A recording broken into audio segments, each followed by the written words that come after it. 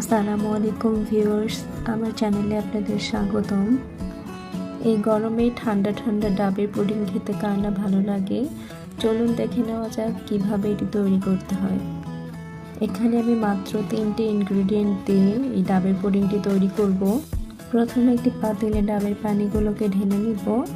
আমার এখানে 1.5 কাপ পরিমাণ ডাবের পানি হয়েছে একটি ডাব থেকে।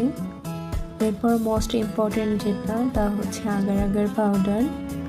এখানে আমি 1 চামচ পরিমাণ আগার আগার পাউডার ডাবের পানির সঙ্গে মিশিয়ে নিব খুব ভালোভাবে। এরপর আমি অ্যাড করব 1/3 কাপ পরিমাণ চিনি। চিনিগুলোকে ভালোভাবে ডাবের পানির সঙ্গে মিশিয়ে নিব। ডাবের পানির সাথে চিনি এবং আগার আগার পাউডার যাতে খুব ভালোভাবে মিশে যায়, এর জন্য কিছুক্ষণ নেড়ে নিব। এরপর ঢাকনা দিয়ে দিব। ডাবের পানিটি ফুটতে শুরু করলে ঢাকনাটি উঠিয়ে কিছুক্ষণ নেড়ে দিব।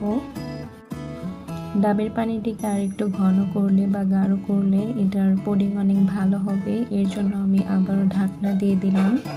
কিছুক্ষণ পর ঢাকনাটি উঠিয়ে আবার হালকাভাবে নেড়ে দিব।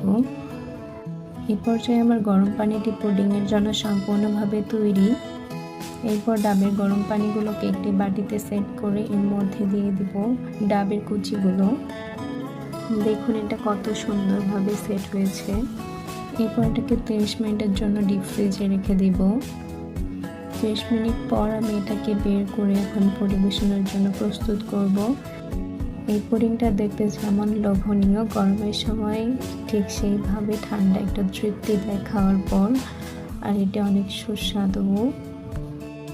পুডিংটাকে নামিয়ে নেওয়ার পর্যায়ে দেখুন এটা কত সুন্দর হয়েছে দেখতে।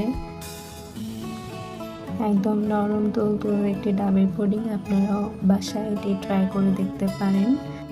যারা আমার ভিডিওটিকে দেখছেন আমার চ্যানেলটিকে সাবস্ক্রাইব করবেন এবং লাইক কমেন্ট শেয়ার করে পাশে থাকবেন। Thanks for watching. আসসালামু আলাইকুম। আল্লাহ হাফেজ।